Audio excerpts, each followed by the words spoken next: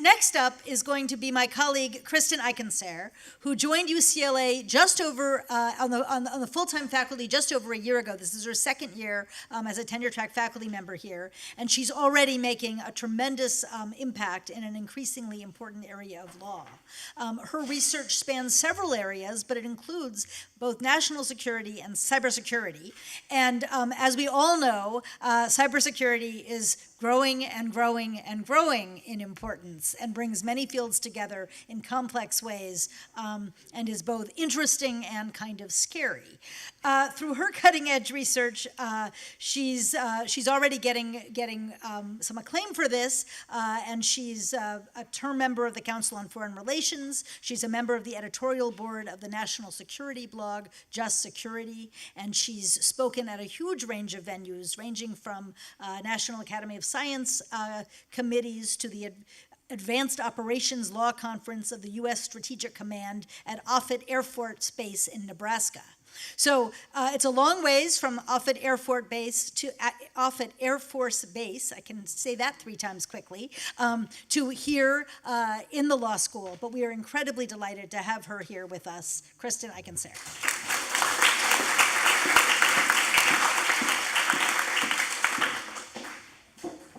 Thank you, Jennifer. And thanks to all of you for being here. What a great crowd on a Friday night. So I want to talk to you this evening about democracy and cybersecurity, or really democracy and cyber insecurity. And in particular about ways that cybersecurity failures are endangering democratic values. So the first way, I'm going to talk about 3 ways. The first one you can probably guess. It's election interference. This has been in the news a little bit in the last year. The second and third, though, may be a little bit less familiar. The second is the role of private parties in dealing with cybersecurity issues. And the third is the ongoing stream of data breaches, mass data breaches. Okay, so let me start with election interference. To understand why cybersecurity is such a big issue in elections in the United States, you have to go back to the year 2000. So if you remember back to the presidential election in 2000, you might remember the deal with hanging chads. Florida, these little pieces of paper that were sticking out of paper punch cards. So to avoid that problem going forward, the federal government gave a lot of money to states and localities to purchase new voting equipment, new voting machines that were largely electronic. But the problem is that in 2000, very few people were thinking about the cybersecurity implications of voting machines. So most of these machines that were purchased at that time didn't have what are called paper audit trails. So once the voter pressed a button on a screen, there was no way to verify that the button the voter pushed actually corresponded to the vote that came out. So fast forward to 2016. Now we're a lot more aware of cybersecurity issues, concerns about foreign governments trying to hack US elections and other elections, but unfortunately, a lot of the machines stayed the same. Same machines, unpatched, still no paper audit trail. So this is the reason for the concern about the actual threat of vote changing in the US election. Now luckily there's no evidence that that particular threat materialized. But there are also threats that sort of did. These are somewhat more attenuated, so it's hacking of companies that service states and help with their elections, or hacking of voter rolls, so state databases that kept records of who was registered and where. This isn't just a US issue. It's not just about the election in 2000 or the hanging chads. It's also an issue that's developed in Europe in a number of elections over the course of the last year. So in the Netherlands last spring, the government, they could have electronically counted their votes, but they announced that they were going to hand count their votes because they were so afraid that their vote totals would be hacked. Last summer, France actually suspended internet voting. It had internet voting set up for voters overseas. It suspended it again because of the fear of hacking. And just last week, Norway announced that it would also be hand counting the votes in its parliamentary elections. So this is something that's spreading around the world, and there are additional upcoming elections this fall where this is a concern.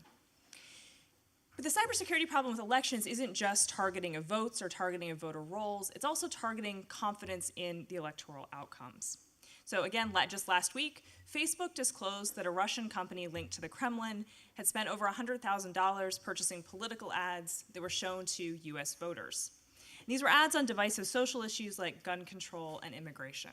So all of this sort of cluster of concerns, cybersecurity issues related to elections, threaten the integrity of the democratic system. And the law isn't dealing effectively with any of them. Jennifer said this was a scary topic.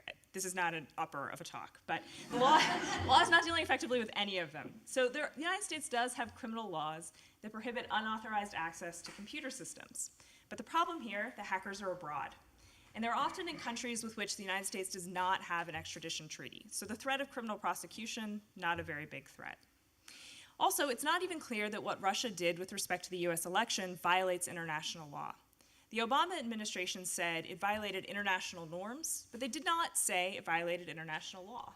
And that's because it's unclear what exactly international law prohibits in cyberspace. Now, the Russian actions last fall provoked a lot of discussion about what counts as a violation of the principle of non-intervention, what counts as a violation of sovereignty. But as of now, at least, there aren't settled answers. And it's also not clear whose responsibility it is to monitor for things like trolling or foreign government-sponsored election ads. That brings me to my second point, which is the role of private parties in cybersecurity. So whose job is it to secure the election system? Whose job is it to secure critical infrastructure? How about to deter cyber attacks, or even to respond? Now, you might think it's obvious this is national security. That's the government's job. This is a public good. That's where the government steps in. But in reality, in the United States, this has largely been left to the private sector. The private sector has been very entrepreneurial. So let me give you just a couple examples of this. One example is attribution. And this is attributing cyber attacks to foreign governments. So you might remember back to the summer of 2016, the first accusation that the Russian government had hacked the Democratic National Committee actually came from a private company called CrowdStrike. A couple years before, the first accusation that the Chinese government was involved in intellectual property theft also came from a private company, a company called Mandiant. And in both cases, it was months, and in the Chinese IP theft case, years, before the US government officially made the same claims that the private sector started with. But it's not just attribution, it's also responses. So to give one example, you may have all heard of botnets. Botnets are networks of computers that are infected with various kinds of malware.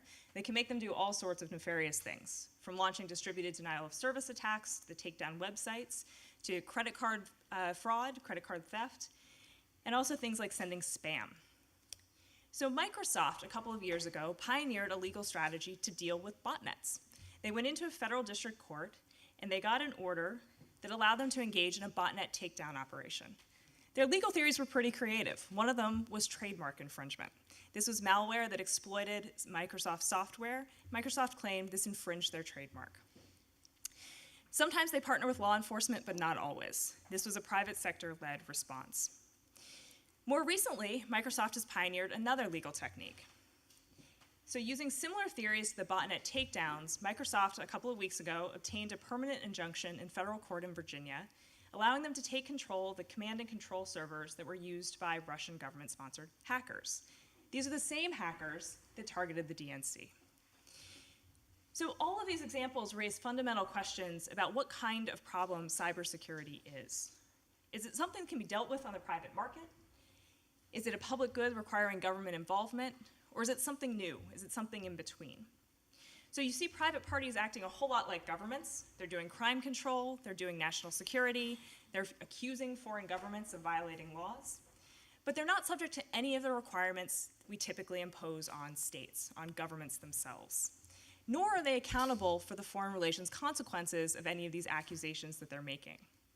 On the other hand, they are stepping up and stepping in circumstances where governments, you may think, aren't doing enough.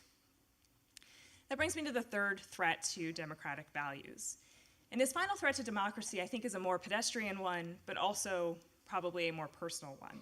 And it's this incessant parade of mass data breaches that compromise the security of people's personal information. The latest one of these is Equifax. How many people were caught in the Equifax breach? It's probably more than that.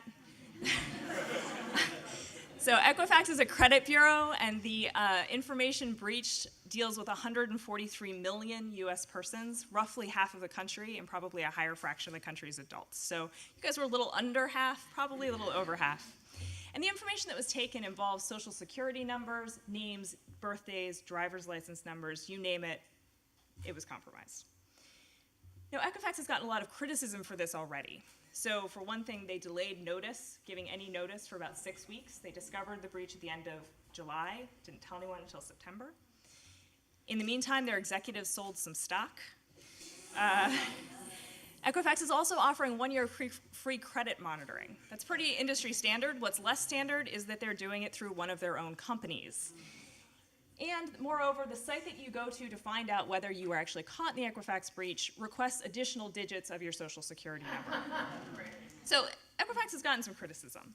And I think more than other recent breaches, the Equifax breach really challenges the idea that the market will or even can provide an adequate level of cybersecurity.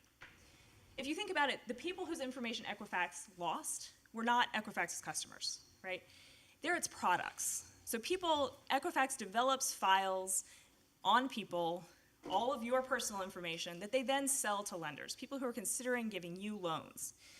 So if this is supposed to be a market-based solution, what do you do when you can't contract with a company that you don't actually deal with?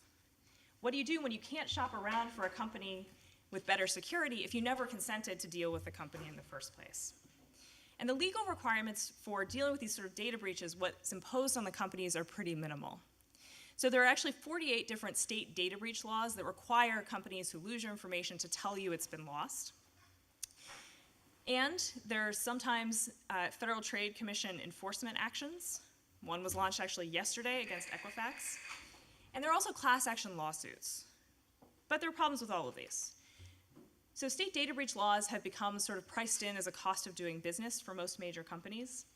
The FTC penalties, usually companies settle, and the penalties aren't onerous. Usually there's no financial penalty at all, and the companies are basically required to improve their cybersecurity to the standard it should have been in the first place. And whether class action lawsuits succeed depends in large part on where in the country they're decided. So judges have struggled to conceptualize the harm from data breaches until there's actual fraud. Now, for many of you who have suffered through data breach notification after notification, that may seem very out of step with the time, effort, and anxiety you've put into dealing with the risk of identity theft and fraud.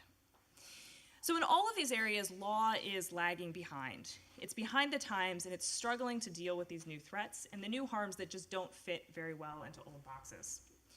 I think the effort to make it catch up is becoming increasingly crucial as cybersecurity starts to shake democratic societies and democratic governments. I think we're at an inflection point where it's time to either get the law up to speed to begin effectively addressing these threats, or learn to live with the breaches. There's something to be said for resilience and learning to live with the current situation, but the closer the breaches get to actually fundamentally undermining democratic values and the security of democratic populaces, the harder it's going to be to say business as usual is an acceptable way to go.